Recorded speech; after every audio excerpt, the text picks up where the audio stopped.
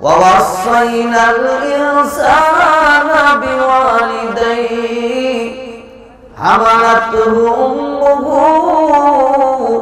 وهنا على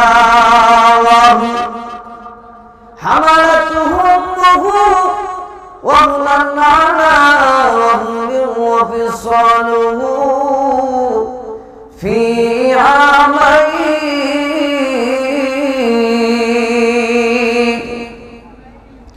আল্লাহ রাব্বুল আলামিন বলেন প্রত্যেকটা মা এত কষ্ট করে সন্তান যখন গর্ভে আসে ওই মার কত কষ্ট হয়, খাবার দাবারের রুচি কমে যায়, তার শরীরের মধ্যে ক্যালসিয়ামের ঘাটতি দেখা দেয়, ওই মা দিনে দিনে দুর্বল হয়ে পড়ে।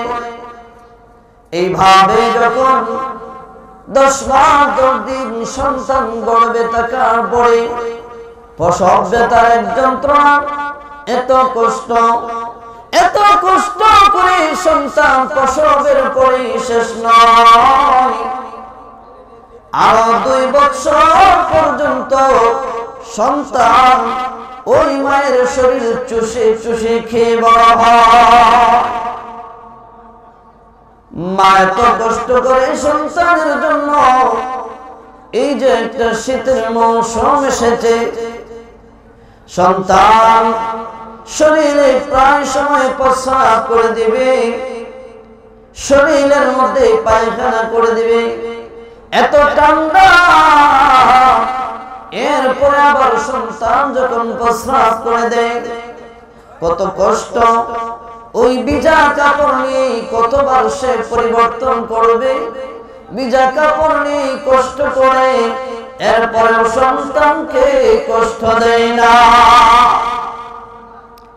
সন্তান মাতা পিতার হক দুনিয়ার জীবনে আদায় করে শেষ করতে পারবে না।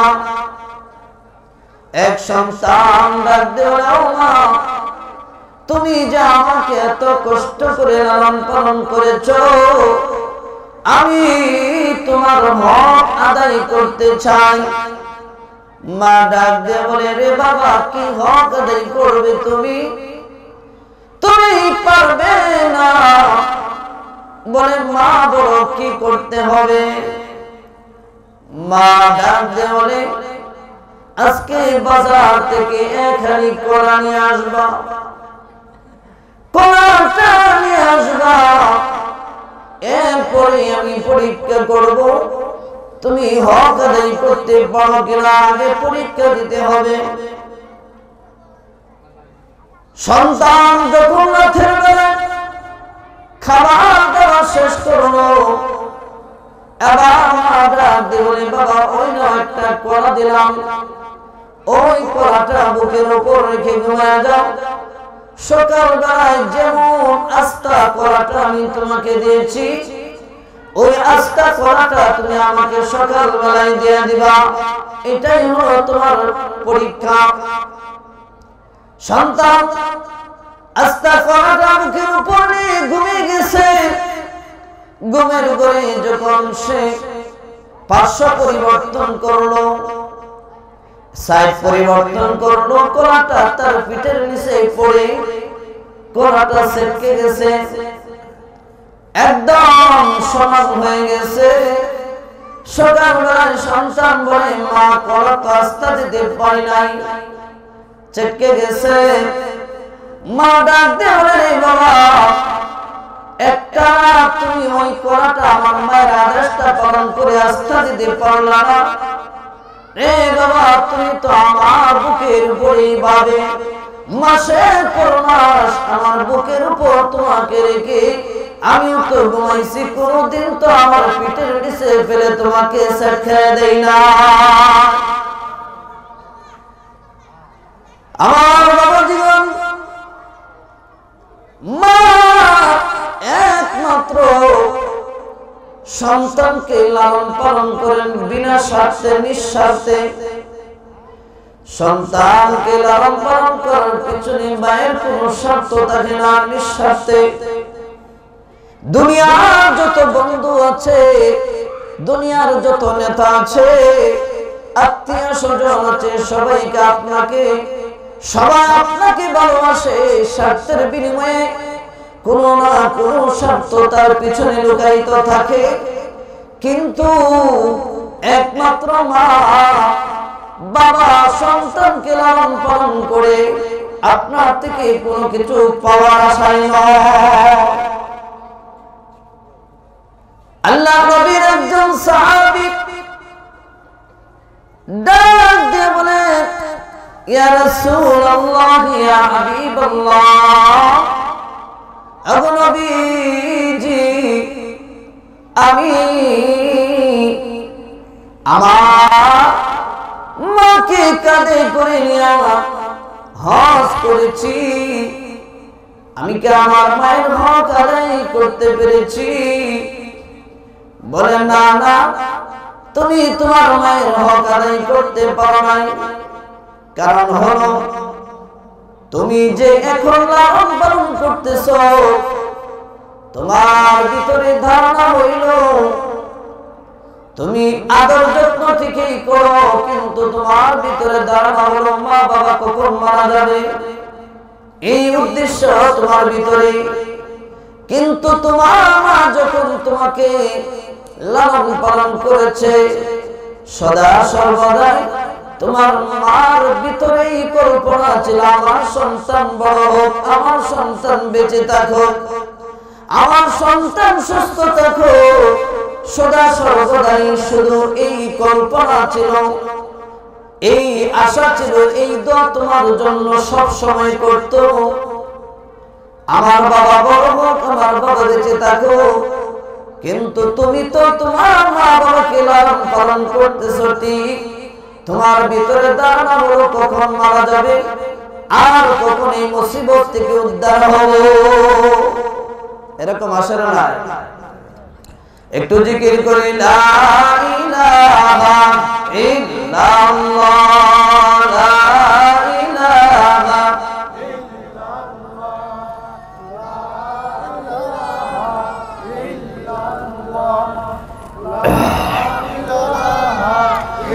লা ইলাহা ইল্লাল্লাহ মুহাম্মাদুর রাসূলুল্লাহ সাল্লাল্লাহু আলাইহি ওয়াসাল্লাম।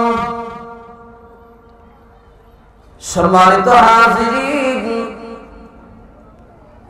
আল্লাহ রাব্বুল আলামিন বলেন, হে পৃথিবীর মানুষ, তোমরা তোমার মায়ের খেদমত করো, তোমরা তোমাদের মা বাবার সঙ্গে এমন আচরণ করো, তোমার আচরণে যাতে তোমার মা কষ্ট না পায়, বাবা কষ্ট না পায়।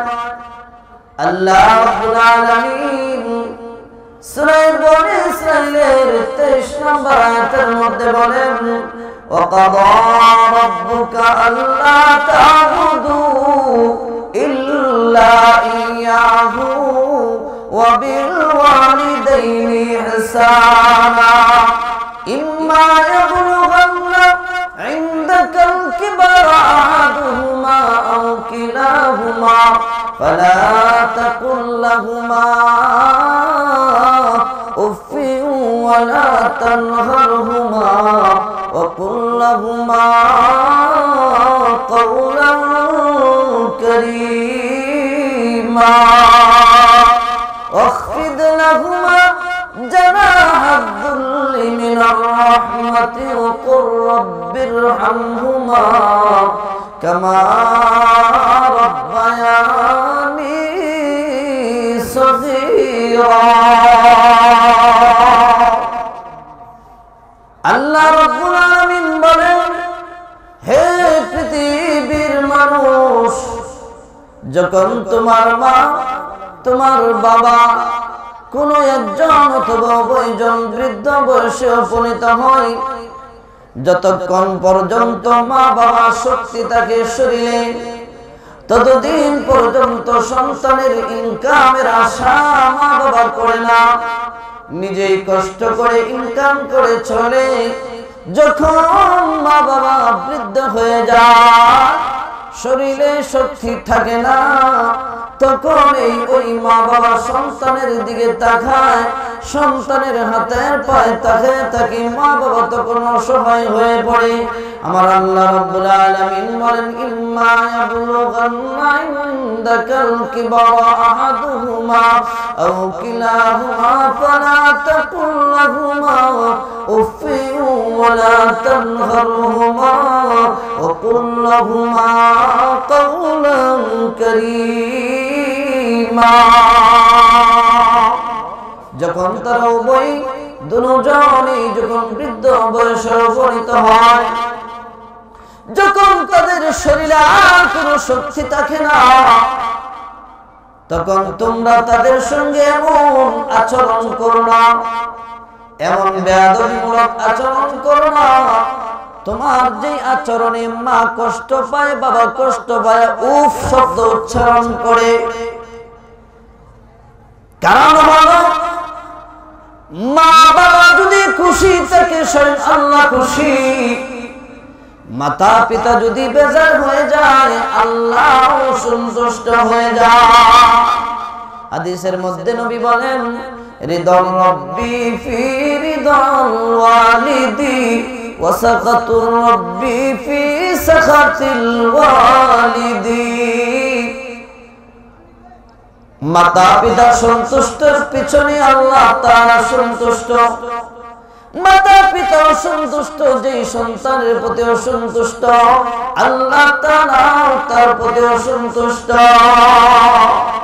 আর এক হাদিসের মধ্যে নবী বলেন, আল জান্নাতু তাহতা আকদামিল উম্মাহাত। পিতা মাতার পায়ের নিচে সন্তানের বেহেশ। সন্তান মাতা পিতার খেদমত করে আল্লাহ খুশি হয়ে ওই সন্তানকে জান্নাত দান করেন। কত মানুষ দেখছি ভাই দুনিয়ায়, মায়ের মতন আপন কেহ নাই রে নাই, মায়ের মতন আপন কেহ নাই রে নাই। 10 মাস 10 দিন গর্ভে দামাই করিয়া সকল কষ্ট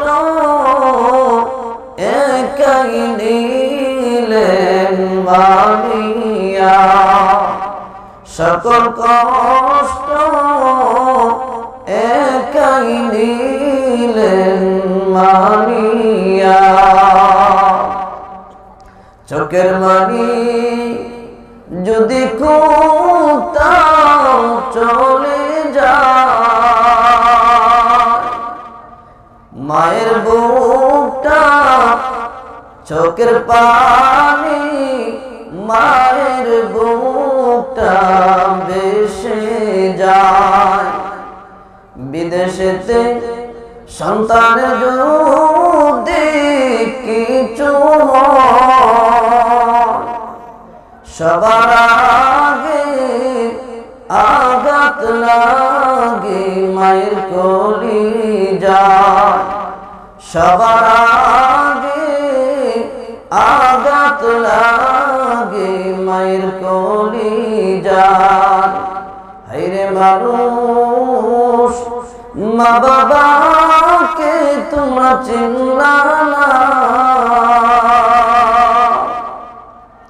সময় থাকতে তাদের সেবা করলা না, সময় থাকতে তাদের সেবা করলা না।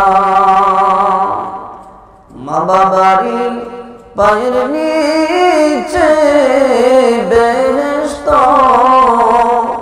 সময় থাকতে তাদের সেবায় অরত, সময় থাকতে তাদের সেবায় হরত।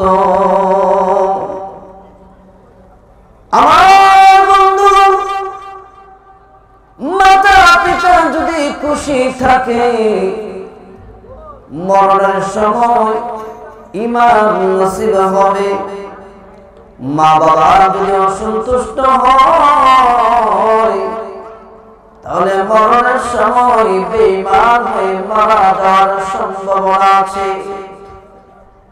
আল্লাহর নবীর একজন সাহাবী হযরতে আলকামা রাদিয়াল্লাহু তাআলা আনহু মুমূর্ষ অবস্থায় সফর করে, কিন্তু জবান দিয়ে কালিমা বের হয় না।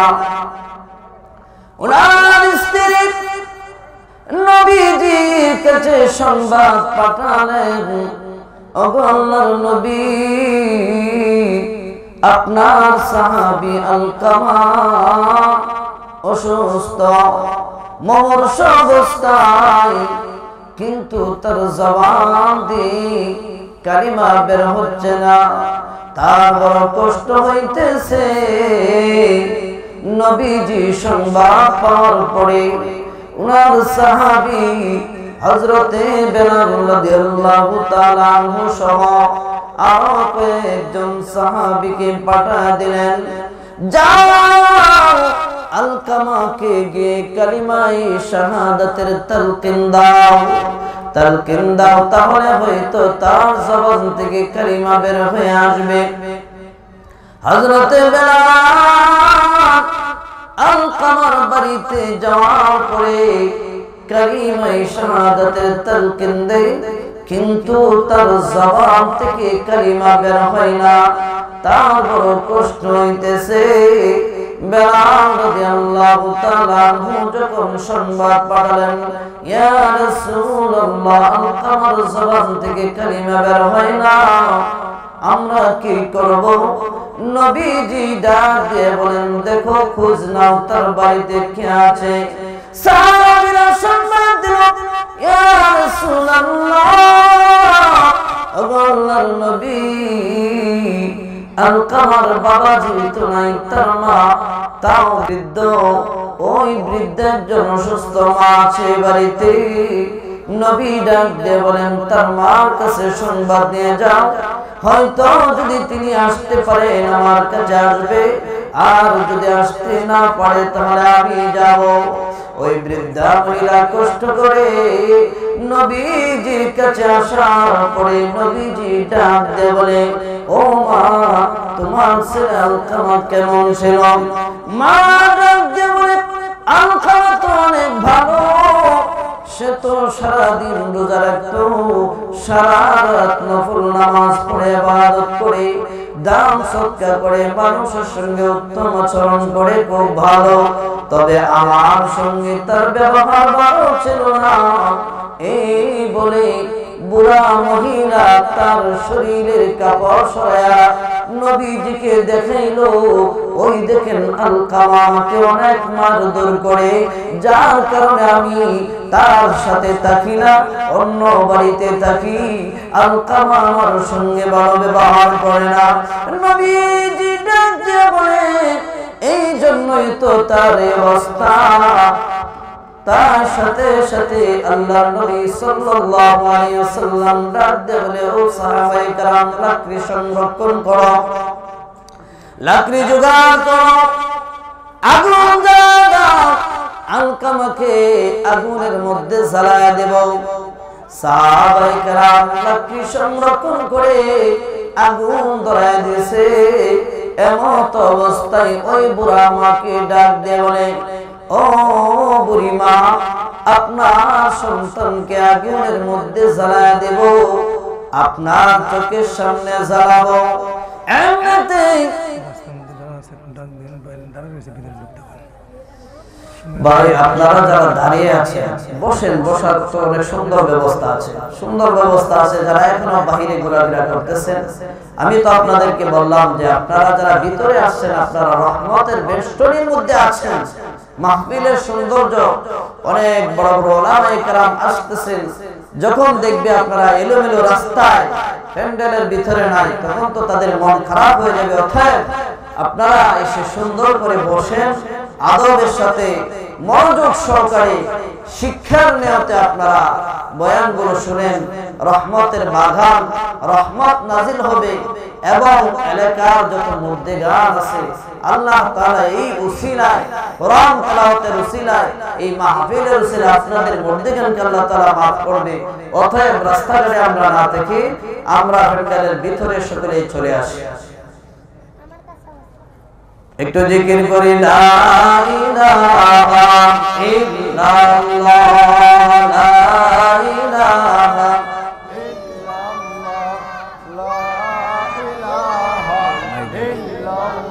মাইকের অবস্থা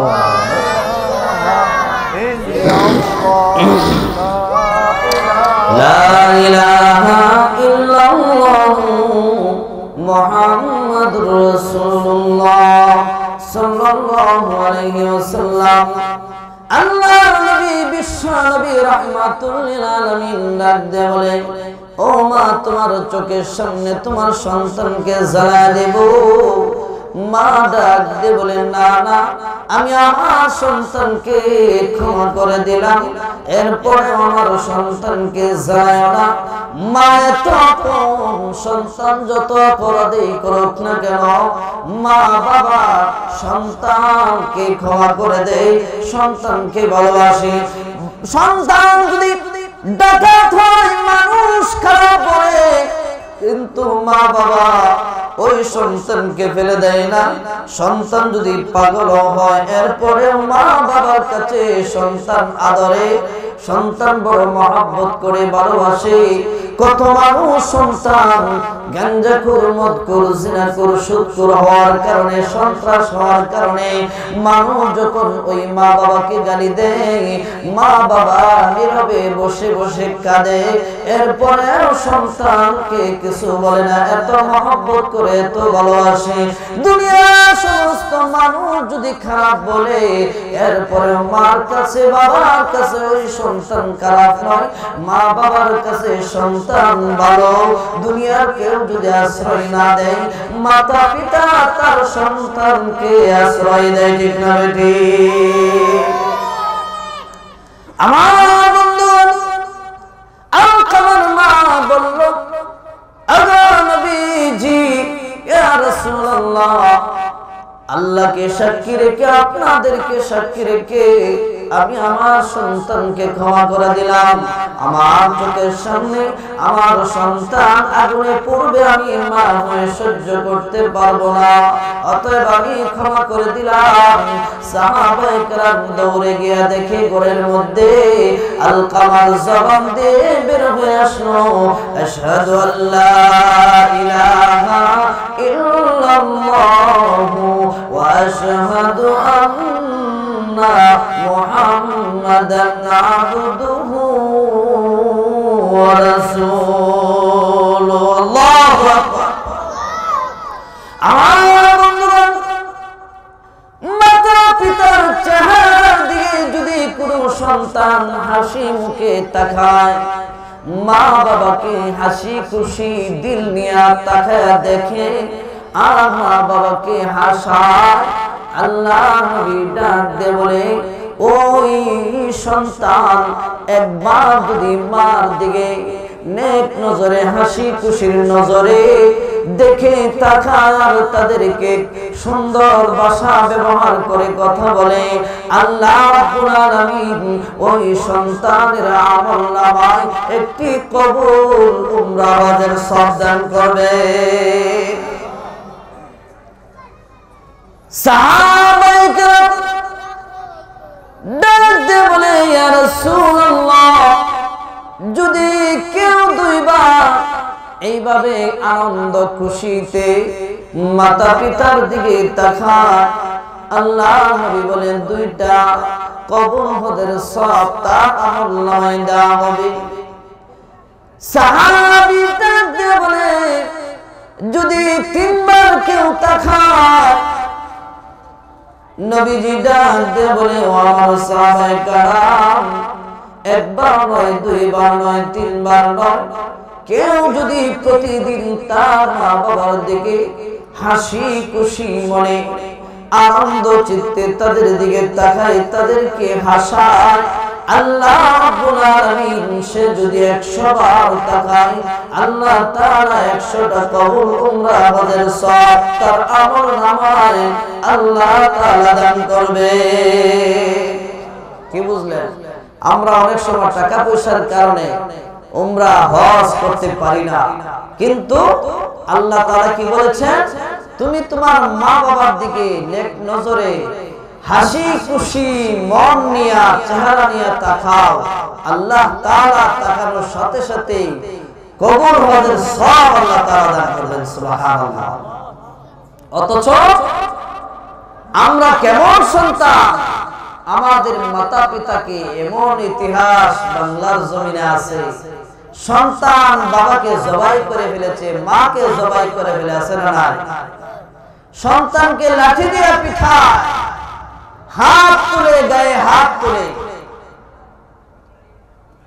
যে মা যে বাবা সন্তানের প্রতি অসন্তুষ্ট, ওই সন্তানের জানের মধ্যে তার কখনো সুখ শান্তি থাকবে না। এই সন্তান কোনদিন অভাব মুক্ত হবে না। আমরা তো পেরেশানি করি সম্পদের জন্য, আমরা সম্পদের জন্য পেরেশানি করি, কিন্তু অনেক ইতিহাস আছে, অনেক ঘটনা আছে মাতা পিতার খেদমত করার কারণে, মা বাবাকে খুশি করার কারণে ওই সন্তানের জন্য মা বাবা যখন দিল খুলে মন খুলে দোয়া করে, সঙ্গে সঙ্গে আল্লাহ রাব্বুল আলামিন ওই সন্তানকে আল্লাহ তাআলা অভাব মুক্ত করে দেন, অনেক সম্পদের মালিক বানায় দেন। আর বন্ধুগণ, সন্তান শুধু মাতা পিতার হক সন্তানের উপরে এমন নয়, সন্তানের উপরে যেমন মাতা পিতার হক আছে, মাতা পিতার উপরেও সন্তানের হক আছে। এবার শোন, আমাদের সন্তান কথা শোনে না। আমরা অনেক সময় বলি হুজুর সন্তান কথা শোনে না, কি করব? সন্তান উল্টা পাল্টা করে। আমরা যেটা তালাশ করে দেখেছি, আমরা পিতা মাতা আমাদের সন্তানের হক আদায় করি না, তাহলে সন্তান কিভাবে আপনার আমার হক আদায় করবে? আগে তো সন্তানের হক আদায় করতে হবে, এরপরে সন্তান আপনার আমার হক আদায় করবে। হযরতে ওমর ফারুক রাদিয়াল্লাহু তাআলা আনহুর জামানায় এক ব্যক্তি, এক সন্তান তার পিতা মাতার কথা শুনে না, পিতা এসে বিচার দিল, আবু খলিফাতুল মুসলিমিন, আমার সন্তান আমাকে দেখে না, আমাকে বরং পছন্দ না, আমার কথা শুনে না, আমার না। ওমর ডাক দিয়ে বলে, তোমার বাবা কি সত্যি বলেছে? বলে হ্যাঁ, তিনি যা বলেছেন সত্য। তবে খলিফাতুল মুসলিমিন, আমার একটা প্রশ্ন হলো, আমার উপরে শুধু মাতা পিতার হক আছে, না মাতা পিতার উপরে আমার, না মাতা পিতার উপরে আমার কোন হক আছে? ওমর ডাক দিয়ে বলেন, হ্যাঁ, যেমন পিতা মাতার হক সন্তানের উপরে আছে, ঠিক তেমনি ভাবে সন্তানের উপরও পিতা মাতার হক আছে, এবং পিতা মাতার উপরেও সন্তানের হক আছে।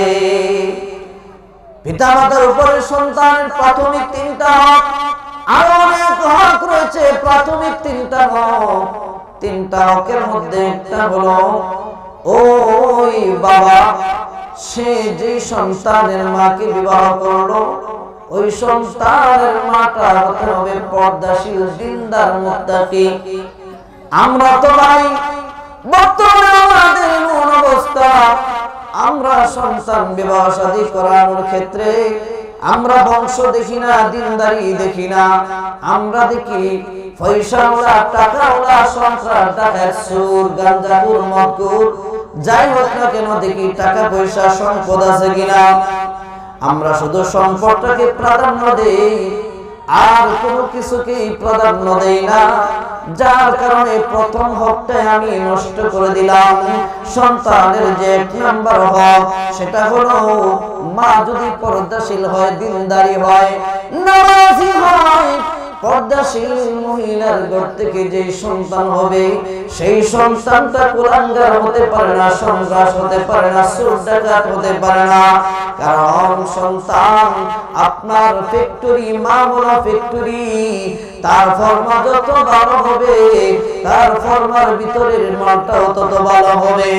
আপনার ফর্মা যত সুন্দর হবে তার ভিতরের যেই মালটা আপনি তৈরি করবেন সেটাও তত সুন্দর হবে। ফর্মা ভালো না, বেপরদা, বেহায়া, নির্লজ্জভাবে রাস্তাঘাটে চলে, পরপুরুষের সঙ্গে 24 ঘন্টা আড্ডা দেয়, যে মহিলাটা তার গর্ভে সন্তান থাকা অবস্থায় টিভি দেখে, সিনেমা দেখে, পরপুরুষের সঙ্গে ঘুরে বেড়ায়, গল্প গুজর করে, গান বাজনা করে, মিথ্যা কথা বলে, ওই মহিলার ঘর থেকে যে সন্তান হবে এই সন্তান আল্লাহ হওয়াটা খুবই অসম্ভব। কথা না শোনাই কথা। এক নম্বর হক। 2 নম্বরে হলো সন্তানকে তার দুনিয়াতে আসার পরে তার নামটা হতে হবে একটা ইসলামিক সৌন্দর্য নাম। আমরা এমন নাম রাখি যে নামের অর্থ হলো না, অধিকাংশ নাম ইহুদি, খ্রিস্টান, হিন্দুদের নামের সাথে মিলায় রেখে ফেলি। শর্টকাট নাম যে নামের কোনো অর্থ হয় না, অর্থ হলেও এই নামের অর্থ ভালো না, এমন একটা নাম রাখি। এই জন্য নবীজি বলেন নামটা ইসলামিক নাম হতে হবে যার অর্থ ভালো। কারণ আল্লাহ তাআলা অনেক সময় নামের উসিলায় আল্লাহ রাব্বুল আলামিন ওই সন্তানকে জান্নাত দান করবে। এই জন্য 2 নম্বর হক, নামটাও ভালো হতে হবে। 3 নম্বর হক হলো সন্তানকে কোরআন হাদিস শিক্ষা দিতে হবে। আমার বন্ধুগণ, আমরা শুধু দুনিয়া দুনিয়া করতে গিয়া সন্তান হওয়ার সাথে সাথে আমাদের দেন ধারণা হলো আমরা এই সন্তানকে ইঞ্জিনিয়ার বানাবো, বড় ডাক্তার বানাবো, বিসিএস ক্যাডার বানাবো, ম্যাজিস্ট্রেট বানাবো। ওই দিকে চিন্তা ভাবনা করতে গিয়া আমরা একদম ছোট থাকতে মক্তবে দেই না, মাদ্রাসায় দেই না। ওই যে আপনাদের এখানে এই যে 3খানা মাদ্রাসা, ওই মাদ্রাসা হচ্ছে আদব কায়দা শিক্ষা দেওয়ার ফ্যাক্টরি, ঠিক না ঠিক? এই মাদ্রাসাগুলো হচ্ছে আদব কায়দা শিক্ষা দেওয়ার ফ্যাক্টরি। কথা আছে মা বাবাই বানায় ভূত, উস্তাদে বানায় ভূত। অর্থাৎ মাদ্রাসার মধ্যে তাকে ইলম কালাম শিক্ষা দেওয়া হয়, মা বাবার খেদমত কিভাবে করতে হবে, মুরব্বীদের সঙ্গে কেরম আচরণ করতে হবে, এই সব কিছু শিক্ষা দেওয়া হয়। নবীর সুন্নাত শিক্ষা দেওয়া হয়, আল্লাহর কালাম শিক্ষা দেওয়া হয়, মাতা পিতার সঙ্গে সৎ আচরণ শিক্ষা দেওয়া হয়। একটা মাদ্রাসার ছাত্র যখন সে কোরআনের হাফেজ হয়, আলেম হয়, ওই ছাত্র কোনদিন মা বাবার সঙ্গে, অধিকাংশই মা বাবার সঙ্গে বেয়াদবি করে না। বেশিরভাগ মাতা পিতার সঙ্গে যারা বেয়াদবি করে খোঁজ নিয়ে দেখবেন এরা আদৌ মাদ্রাসায় পড়ে নাই, কোরআন হাদিস শিক্ষা করে নাই, চলছে উল্টা পাল্টা, চলছে খারাপ ফ্রেন্ড বন্ধুদের সঙ্গে, কোনদিন ভালো শিক্ষা অর্জন করে নাই। আজকে যদি ওই যে এতিমখানা মাদ্রাসা, হুফাজুল কোরআন, আদর্শ কওমি মাদ্রাসা, এই সমস্ত মাদ্রাসায় যদি তারা প্রাথমিক শিক্ষাটা পাইতো, এই সন্তান কোনোদিন বেয়াদবি করতো না, এই সন্তান কোনোদিন নাস্তিক হইতো না, এই সন্তান কোনোদিন আল্লাহর বিরুদ্ধে, রাসূলের বিরুদ্ধে কথা বলতো না, কোনো আলেমের বিরুদ্ধে কথা বলতো না। কারণ আপনি তো সন্তানের হক নষ্ট করে দিলেন, সন্তানকে আদব কায়দা কোরআন হাদিস দ্বীন শিক্ষা দেন নাই, যার কারণে ওই সন্তান বড় হইয়া আপনার কথা শুনে না, আপনার সঙ্গে ভালো আচরণ করে না। আমরা সন্তানের হক আদায় করি না। সন্তানটা কোন রকম যখন সে বুঝে, এমত অবস্থায় আমরা কি করলাম, তার হাতের মধ্যে মোবাইল একটা দিয়ে দিলাম, ক্যামেরা সেট দিয়ে দিলাম, সে গান শুনে, নাটক দেখে, বিভিন্ন সিনারি দেখে, সে এইগুলা দেখে দেখে দেখে দেখে বড় হয়। এই সন্তান পরে বড় হইয়া যখন সে ওই দিকে জেনারেল শিক্ষিত হওয়ার পরে সে কেমন আচরণ করে, আদর যত্ন করে বৃদ্ধাশ্রমে নিয়ে রেখে আসে, ঠিক না বেঠে? এই জন্য আমার বাবাজিগণ, সন্তানকে কোরআন শিক্ষা দিতে হবে। আপনার সন্তানকে 2-3 বছর বয়স আপনি 24 ঘন্টা মোবাইল একটা দেয়া, টিভি একটা ছেড়ে দিয়ে দিলেন, এই সন্তান যখন সে ইসলামিক কার্যকলাপ দেখে বড় হইল, আধুনিকতা গায়কনা দেখে বড় হইল, এই সন্তান মা বাবাকে কিভাবে সম্মান করবে? সে শিখেই নাই, তাকে আপনি শিক্ষা দেন নাই, যার কারণে আজকে সন্তান মা বাবার সঙ্গে বেয়াদবি করে। এই জন্য 4 শ্রেণীর সন্তানের পিতা মাতা বড় ভাগ্যবান। কয় শ্রেণীর সন্তানের পিতা মাতা ভাগ্যবান? 4 শ্রেণীর পিতা মাতা, 4 শ্রেণীর সন্তানের পিতা মাতা বড় ভাগ্যবান। এর মধ্যে 1 নম্বরে হলো শহীদের মাতা পিতা। যার সন্তান আল্লাহর রাস্তায় জিহাদ করে শহীদ হয়েছে, দ্বীনের জন্য, ইসলামের জন্য, দেশের জন্য জিহাদ করে শহীদ হয়েছে, ওই সমস্ত শহীদের মাতা পিতা বড় ভাগ্যবান।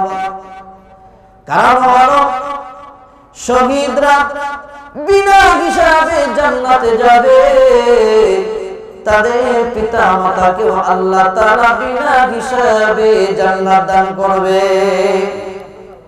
একজন মহিলা দাঁড়া দাঁড়া কাঁদে, আল্লাহ নবী বিশ্ব নবী রাহমাতুল লিল আলামিন যুদ্ধ থেকে আসার পথে ওই মহিলার সঙ্গে সাক্ষাৎ, মহিলা তার সন্তানের অপেক্ষা আছে, দাঁড়া দাঁড়া কান্দে, সংবাদ পেয়েছে তার সন্তান যুদ্ধের ময়দানে শাহাদাত বরণ করেছে। আল্লাহ নবী রাহমাতুল লিল আলামিন মহিলাকে দেখে চিনে ফেলেছে আর বলতেছে, ও মহিলা গো, তুমি কি অমুকের মা? না বলে হ্যাঁ, আমি অমুক সন্তানের মা। নবী ডাক দিয়ে বলে, সে তো যুদ্ধের ময়দানে শাহাদাত বরণ করেছে, আমি নিজ হাতে তাকে কাফন দাফন করে এসেছি। মহিলা কাঁদে, নবীজি ডাক দিয়ে বলে, তুমি বড় ভাগ্যবান, তোমার সন্তান তো জান্নাতি। ও মহিলা, তুমিও তো জান্নাতি, আল্লাহ তাআলা শহীদের মা বাবাকে জান্নাত দান করবেন। এই কথা শোনার সাথে সাথে মহিলা সঙ্গে সঙ্গে সে চোখের পানি মুছে ফেলল, আর ডাক দিয়ে বলে, তাই নাকি ইয়া রাসূলুল্লাহ, তাহলে এই যে আমি চোখের পানি মুছে ফেললাম, আর আমি কাঁদবো না, কারণ আমি শহীদের মা, আল্লাহ পাকের তৈরি জান্নাত আল্লাহ আমাকে দান করবে। এই জন্য মাঝে মধ্যে ইসলামের দুশমনেরা, রাসূলের দুশমনেরা, আল্লাহর দুশমনেরা মাঝে মধ্যে কোরআন হাদিসের বিরুদ্ধে আইন পাশ করে, কোরআনের বিরুদ্ধে কথা বলে, আমার নবী, আপনার নবী, বিশ্ব নবী রাহমাতুল লিল আলামিনের বিরুদ্ধে কথা বলে, ইসলামকে নিয়ে কটাক্ষ করে, রাসূলকে নিয়ে কটাক্ষ করে, নবী স্ত্রীগণ উম্মাহাতুল মুমিনিনগণ তাদেরকে নিয়ে কটাক্ষ করে কিনা? মুসলমান তখন উলামায়ে কেরাম আপনাদেরকে রাস্তায় নেমে প্রতিবাদ করার জন্য আহ্বান করে কিনা? যারা আল্লাহকে ভালোবাসে, আল্লাহর রাসূলকে ভালোবাসে, মহব্বত করে, ইসলামকে মহব্বত করে ভালোবাসে, সত্যিকার ঈমানদার, দাওয়াত পাওয়ার সাথে সাথে সে জিহাদি চেতনা নিয়ে রাস্তায় নামে। আর কিছু আছে দেখবেন যায় না, আরো বরঞ্চ সমালোচনা করে। বুঝতে হবে এরার ভিতরে আদৌ ইসলাম নাই, এরা দাবি করে ইমানদার কিন্তু এদের ভিতরে আদৌ ইমান নাই। যদি রাসূলের প্রতি মহব্বত ভালোবাসা, আল্লাহর প্রতি মহব্বত ভালোবাসা থাকতো, দ্বীনের প্রতি মহব্বত ভালোবাসা থাকতো, তাহলে সেই ইমানি জজবা নিয়ে রাস্তায় নেমে জিহাদ করে শাহাদাত বরণ করতো। কারণ শহীদের মর্যাদা আল্লাহ তাআলা এত বেশি দান করেছেন, বিনা হিসাবে আল্লাহ তাআলা শহীদদেরকে জান্নাত দান করবে। তাহলে শহীদ হইলে লাভ না লস? তাহলে আমরা যদি ভবিষ্যতে এরকম উলামায়ে কেরাম ইসলামের জন্য কাফেরদের বিরুদ্ধে জিহাদের ডাক দেই, কে কে আমরা জিহাদ করতে প্রস্তুত? জিহাদ তুলে দেখা, হাত নামায়। আল্লাহ তাআলা আমাদের সবাইকে কবুল করুন, সকলে বলি আমিন। সম্মানিত হাজিরিন, সচেতন থাকতে হবে, আর ঘুমালে চলবে না। কাফের বেঈমানরা আজকে বিভিন্ন ধরনের ষড়যন্ত্র ইসলামকে নিয়ে করতেছে, মুসলমানদেরকে নিয়ে করতেছে। ভারতবর্ষ সহ বিভিন্ন দেশ থেকে আজকে ইসলামের বিরোধিতা করতেছে। আমাদের এই বাংলাদেশকেও নিয়ে ওই ভারতের কসাই মোদি ষড়যন্ত্র করে যে কোনো মোকাবেলায় দেশকে রক্ষা করতে, ইসলামকে রক্ষা করতে কে কে রাস্তায় নেমে রক্ত দিতে প্রস্তুত আছে? হাত তুলে দেখা, হাত নামে। আলহামদুলিল্লাহ, আল্লাহ তাআলা আমাদের সবাইকে কবুল করুন, সকলে বলে আমিন। চার শ্রেণীর সন্তানের পিতা মাতা বড় ভাগ্যবান। এর মধ্যে এক নম্বরে হলো শহীদের মাতা পিতা বড় ভাগ্যবান। শহীদগণ বিনা হিসাবে জান্নাতে যাবে, তাদের মাতা পিতাকে আল্লাহ তাআলা বিনা হিসাবে জান্নাত দান করবে। দুই নম্বরে হলো কোরআনের হাফেজ, আলেমদের পিতা মাতা বড় ভাগ্যবান।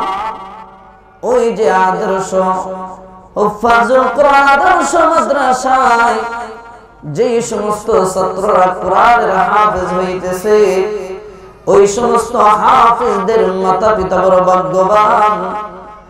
হাফেজকে আল্লাহ রাব্বুল আলামিন ডাক দিয়ে বলবে, হে ভবিষ্যৎ দুনিয়াতে যেমনি তেলাওয়াত করতেন আপনি এইভাবে তেলাওয়াত করতে থাকেন, থেমে থেমে তারতিলের সহিত তেলাওয়াত করেন।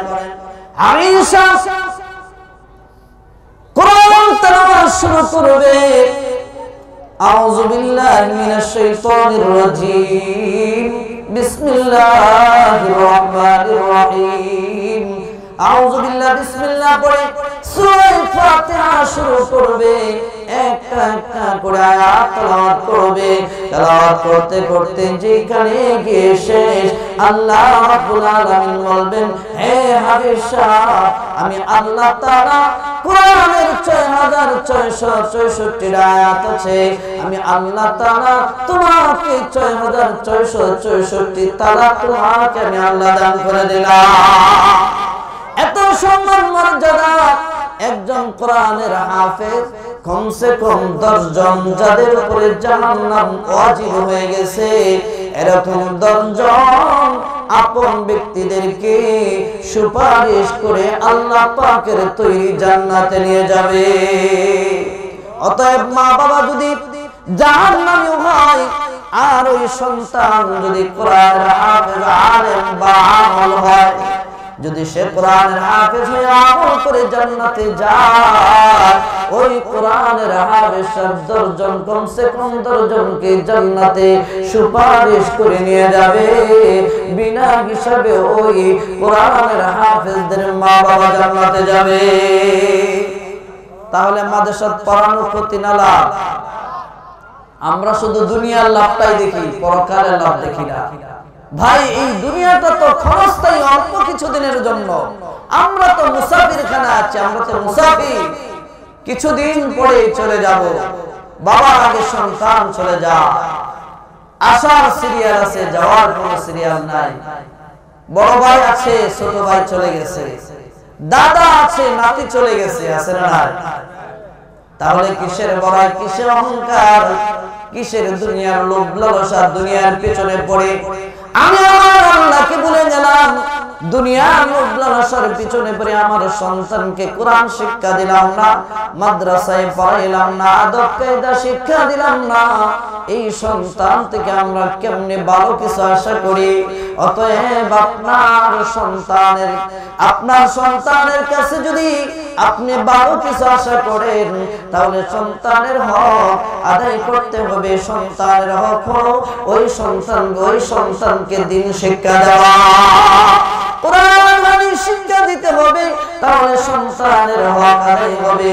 যদি আপনি দিন শিক্ষা না দেন, হক আদায় করলেন না, আপনি যদি সন্তানের হক আদায় করলেন না, সন্তান কিভাবে আপনার হক আদায় করবে? একতরফা তো ভালোবাসা হয় না, উভয়জনই তো হক আদায় করতে হবে। আপনার পাওনা যদি আমি দেই, তাহলেই তো আপনি আমার পাওনা আদায় করবেন। শুধু আমি করলাম আপনি করলেন না, সেটা তো হলো না। অতএব আপনি আগে সন্তানকে হক আদায় করতে হবে, সন্তানকে দিন শিক্ষা দিতে হবে, সন্তানকে টিভি সিনেমা, ওই সমস্ত অ্যান্ড্রয়েড সেট মোবাইল, ওই সমস্ত ছবি সাবা থেকে দূরে সরায় রাখতে হবে। আপনি সন্তানকে নষ্ট করে বড় করলেন, আর ওই সন্তানের কাছ থেকে ভালো কিছু আশা করলেন, এইটা তো অযথা, এটা তো কাল্পনিক স্বপ্ন ছাড়া কিছুই না। ঠিক না ঠিক? একজন কোরআন হাফেজ 10 জনকে কমসে কম জান্নাতে নিয়ে যাবে। আর একজন আলেম বা আমলুল আলেম যদি হয়, তাহলে অসংখ্য অগণিত মানুষদেরকে সুপারিশ করে জান্নাতে নিয়ে যাবে। এই জন্য নবীজি বলেন, 4 শ্রেণীর সন্তানের মা বাবা বড় সৌভাগ্যবান। 1 নম্বর হলো শহীদের মা বাবা, 2 নম্বরে হলো কোরআনের হাফেজ আলেমের মা বাবা বড় সৌভাগ্যবান। ওই কোরআনের হাফেজ আলেম তার মাতা পিতাকে জান্নাতে নিয়ে যাবে। আল্লাহ তাআলা তাদের কাছ থেকে হিসাব নেবে না, বিনা হিসাবে জান্নাত দান করবেন। 3 নম্বরে হলো নাবালক শিশু সন্তান মারা যায় না, শিশু সন্তান যাদের মারা যায়, নাবালক শিশু যাদের কোনো গুনাহ নাই, গুনার খাতা খোলা হয় নাই, একটা সন্তান বালেগ হওয়ার আগ পর্যন্ত সে বেগুনাহ মাসুম থাকে, তার গুনাহ এবং নেকির খাতা লেখা হয় নাই। বালেগ হওয়ার আগ পর্যন্ত তার আমলনামা লেখা খাতা লেখা হয় নাই, নেকি বদি লেখা হয় না। এই জন্য নাবালেগ শিশু যদি মারা যায়, আর মা বাবা যদি ধৈর্য ধারণ করে, পেরেশানি না হয়, মা বাবা যদি অভিশাপ না দেয়, এই সন্তান আল্লাহই দিয়েছেন, আল্লাহই নিয়ে গেছেন, ধৈর্য ধারণ করে সবরে জামিল ইখতিয়ার করে আল্লাহ রাব্বুল আলামিন এই সন্তানের মা বাবার নামে জান্নাতে আল্লাহ রাব্বুল আলামিন বালাখানা তৈরি করে রাখবেন, বালাখানা তৈরি করে রাখবেন। ওই বালাখানাগুলো হবে ওই সমস্ত নাবালিগ সন্তান যাদের মারা গেছে, ওই নাবালিগ সন্তানদের মা বাবার জন্য আল্লাহ তাআলা বালাখানা তৈরি করে রেখেছে। ওই নাবালিগ সন্তানগুলো আল্লাহ রাব্বুল আলামিনের কাছে অভিযোগ করবে, ওগো আল্লাহ আমাদের মাতা পিতাকে আমরা আমাদের মাতা পিতার কাছে যাইতে চাই। সন্তান তো ছোটবেলায় মারা গেছে, মাতা পিতাকে তো ভালো করে চিনবে না। আল্লাহ রাব্বুল আলামিন ওই সন্তানের নাকের মধ্যে মা বাবার শরীরের ঘ্রাণ লাগায় দিবে। সন্তানগুলো মাতা পিতাকে খুঁজে খুঁজে বের করে আল্লাহর কাছে ফরিয়াদ জানাবে, ওগো আল্লাহ আমাদের মাতা পিতাকে জান্নাত দান করো। আল্লাহ রাব্বুল আলামিন ওই নাবালক শিশুদের ফরিয়াদ আল্লাহ কবুল করে ওই নাবালক শিশুদের মাতা পিতাকে আল্লাহ জান্নাত দান করবে। চতুর্থ নম্বর হলো অন্ধ সন্তান, যাদের অন্ধ বিকলাঙ্গ পাগল সন্তান, তাদের কোনো গুনাহ নাই। যিনি অন্ধ সে তো দেখেই না, গুনাহ করবে কোত্থেকে? গুনাহ কি জিনিস বুঝে না। যাদের গুনাহ নাই তারা বিনা হিসাবে জান্নাতে যাবে। আর যে সমস্ত সন্তানেরা বিনা হিসাবে জান্নাতে যাবে তাদের মা বাবাকে আল্লাহ তাআলা বিনা হিসাবে জান্নাত দান করবে। মাতা পিতার খেদমত বনি ইসরাইলের মুসা আলাইহিস সালাতু ওয়াস সালাম ডাক দিয়ে বলে, ওগো আল্লাহ জান্নাতে যে লোকটা আমার সাথে হবে, আমার সাথে থাকবে, সেই লোকটাকে আমি দুনিয়াতে দেখতে চাই। আল্লাহ তাআলা বলে, ও মুসা তুমি যদি জান্নাতে তোমার সাথে যে থাকবে তাকে দেখতে চাও তাহলে তুমি অমুক শহরে যাও, গিয়ে একটা যুবকের সাক্ষাৎ হবে, ওই যুবকটাই জান্নাতে তোমার সাথে হবে। মুসা আলাইহিস সালাতু ওয়াস সালাম জান্নাতে তার সাথী যে হবে তাকে দুনিয়াতে দেখার জন্য তিনি রওনা হয়ে গেছেন। অমুক শহরে তিনি যাওয়ার পরে দেখেন রাস্তার পাশে একটা যুবক দাঁড়িয়ে আছে, তার শরীরে তার সাথে একটা বড় একটা থলে আছে। তিনি দাঁড়িয়ে আছেন, মুসা আলাইহিস সালাতু ওয়াস সালামকে দেখে বলতেছেন, ও মুসাফির তুমি কি আমার মেহমান হবা? মুসা আলাইহিস সালাতু ওয়াস সালাম দাওয়াত কবুল করলেন। ওই যুবকের বাড়িতে যাওয়ার পরে যুবক যখন মুসা আলাইহিস সালাতু ওয়াস সালামকে সাথে নিয়ে খাবারের আয়োজন করলেন, খাওয়া দাওয়ার আয়োজন করলেন, মুসা আলাইহিস সালাম খাইতেছেন। আর লক্ষ্য করে দেখে যুবকটা এক নলা খাওয়ার আগে দুইটা নলা সে ওই থলির ভিতরে দেয়, এরপর সে এক নলা খায়। হঠাৎ করে দরজা থেকে কে জানি আওয়াজ করেছে। ওই যুবকটা দরজা থেকে চলে যাওয়ার পরে মুসা আলাইহিস সালাতু ওয়াস সালাম ওই থলির দিকে তাকায় দেখে বৃদ্ধ একজন পুরুষ একজন মহিলা মুসা আলাইহিস সালামকে দেখে মুস্কি হাসলেন এবং কালিমা পড়ে তারা ইন্তেকাল করলেন। যুবকটা ওই থলের কাছে এসে দেখে তাদের মাতা পিতা ইন্তেকাল করেছে। এমনিতেই যুবকটা ডাক দিয়ে বলে, ও মুসাফির তুমি কি জামানার নবী মুসা আলাইহিস সালাম নাকি? মুসা আলাইহিস সালাম ডাক দিয়ে বলে, তুমি কিভাবে বুঝলা? তুমি আমার নাম জানলা কিভাবে? যুবকটা ডাক দিয়ে বলে, ও নবী মুসা আমি আমার পিতা মাতার খেদমত করি, ভাবে বহুদিন ধরে খেদমত করি, তাদেরকে আমি সাথে রেখে রেখে আদর যত্ন করে তাদেরকে খাওয়াই, আমি খাই, এইভাবে আমি আদর যত্ন করি। তারা আমার প্রতি সন্তুষ্ট হইয়া খুশি হইয়া তারা আমার প্রতি সন্তুষ্ট হইয়া খুশি হইয়া একটা দোয়া করেছেন আর বলতেন, ওগো আল্লাহ মুসা নবীকে না দেখে আমাদেরকে মরণ দিও না। আর ওগো আল্লাহ মুসা নবীর সাথী আমার সন্তানকে জান্নাতে বানায়ো। এই দোয়াগুলো করতেন। যেহেতু আপনাকে দেখে আমার পিতা মাতা মারা গেছে, অতএব আমার বুঝতে বাকি রইল না, আল্লাহ আমাদের মাতা পিতার দোয়া কবুল করেছেন এবং আপনি বলেন মুসা আপনাকে দেখে যেহেতু দেখে মারা গেছে, অতএব আমি বুঝে নিয়েছি আপনি বলেন এই জামানার নবী মুসা আলাইহিস সালাম।